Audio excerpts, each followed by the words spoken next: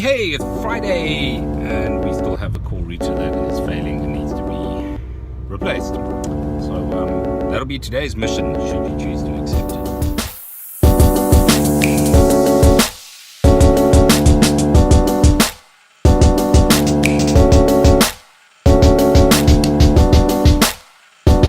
So the plan for today, at least, is we need to go get that SFP cage swapped. The downside of these things always is like we've got other work to do as well. You know, it's like I just spent all day buggering around with the core router. So in between a bunch of other stuff, we need to go get a new cage. We left the office and we need to stop off at hey, you drive, dude, stay in your lane. So we're heading out. We're stopping at a place called Linkage, which we discovered yesterday. Quite embarrassingly, I've heard of Linkage like many times, never actually gone there. They sell all kinds of really cool cables and adapters and connectors and HDMI switches and media players and just like really cool stuff. So we need to go get a cable sorted out there and then go to Scoop, get the SFP cage, and then figure out when we're going back into Terrico.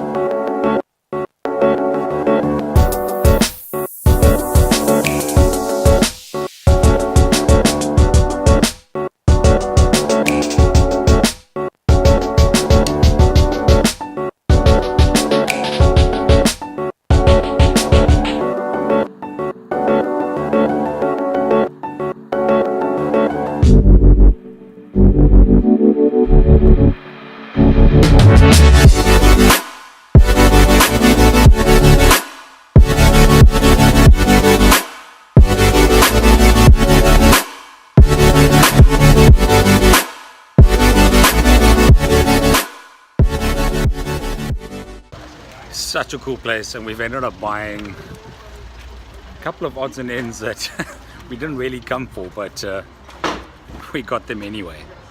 So how am I supposed to do it from there?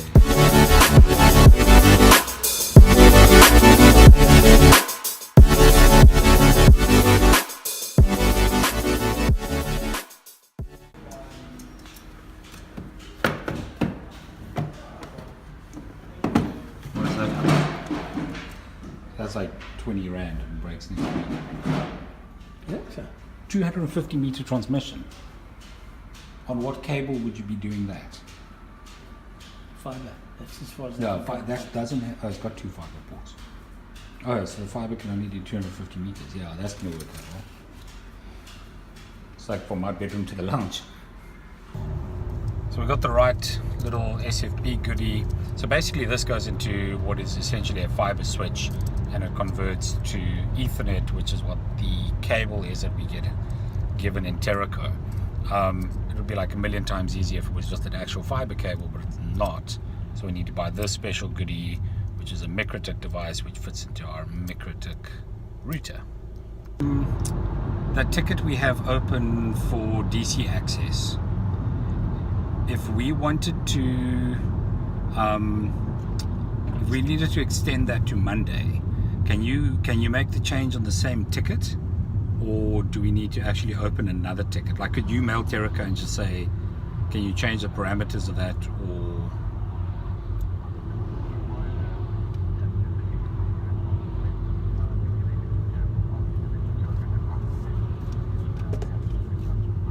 Okay, so can I just keep that ticket number that we've got open? Can I just reply to that now?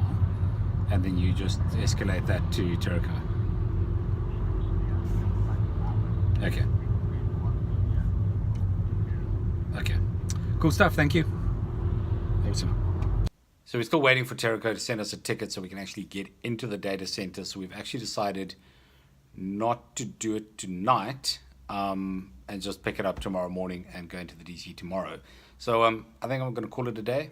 I do. There are a couple of things I want to say about the rate of change in tech, and the nature of our business. So we're not a very big ISP. We're not sort of your commercial sell to the entire country get as many clients as you want kind of ISP. We're more of a small boutique, small niche, I don't know what you want to call it, type of ISP. We focus on less clients, better revenue from clients, but also on the back of that, providing a better service. So a lot of the stuff we do is it's slightly more or slightly unconventional to the way other ISPs would do it. So for instance, we have this core router. Yes, we have to replace it. But that's a core router on like one of our links. We don't actually have a single router on our network that would bring down our entire network. If any router did fail, it would bring down a segment of our network, but not the entire network. But the rate of change is ridiculous because where we were 6 months ago, what we were doing a year ago, what we're planning to do tomorrow, the rationale behind the router that we've chosen and putting in there is actually a bit of like a stopgap as well. That router is probably not going to be there for more than a year, maybe 18 months, and then we'll have to change it up again. Our business is just permanently evolving. I mean, tech is moving forward. Like connectivity is changing.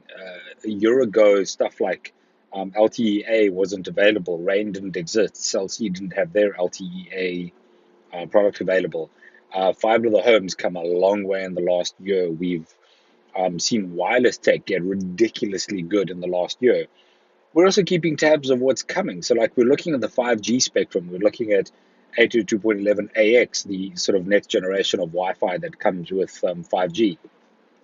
And we're looking at what's possible there and thinking that's going to change the game completely.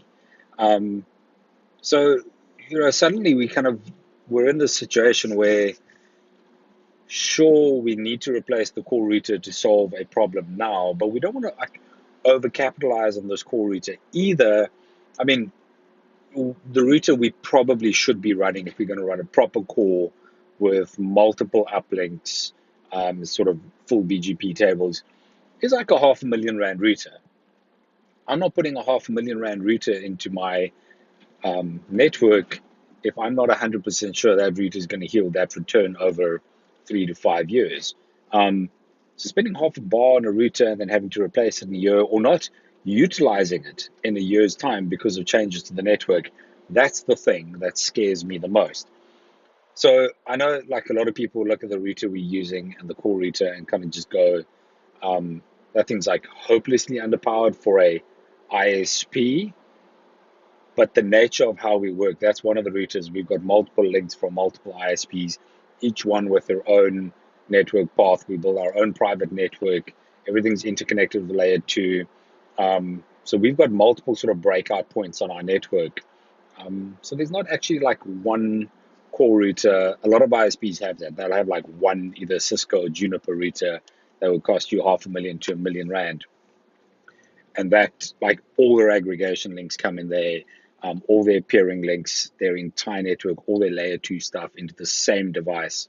And they're big ass devices. I mean, they're like 5-10 times the size of the thing we're putting in. So, yeah, that's kind of what some ISPs would do, and that's not what we're doing. We're kind of hedging the bets, going, this thing gets us through the next 12 months. It's just from a finance and capital point of view, it makes sense. From a networking point of view, it makes sense. It's a bit of a pain in the ass actually swapping them out every year, but that's just the nature of how our business is growing. And because we're small, we're actually able to pivot quite quickly when there's a change in the market. So, like, we've been building wireless links into a residential area here in Cape Town for the last 12 months, call it. And a open access fiber to the home provider has rocked up. They've laid fiber everywhere. We struck a deal. We can now start selling fiber to the home, and we can basically pivot from being a wireless company to a fiber to the home company relatively quickly. That's kind of a a quick switch we can make, and we're over there. We're not so heavily invested in any one technology that we're kind of bound to it, or that we lose huge amounts of investment by abandoning that kind of project. So hopefully that gives you a little bit more insight into why we're doing what we're doing and why we're replacing our core router with that specific type of core router. Shout if you have any questions. We'll probably be in the data center tomorrow, so watch tomorrow's video so you can see whether or not we actually. I seriously hope that device actually works. It's the right one. We double checked it, so it should just be straight plug and play on that router. In theory, it's 90 seconds of switching over cables and the whole network just come back up. All the config is done. The router's already in. We are going to make a change to power. I'll explain that tomorrow. And then everything should be good. So it should be a quick in and out of the data center tomorrow. It's going to take us longer to organize access to the data center than it actually takes us to get into the data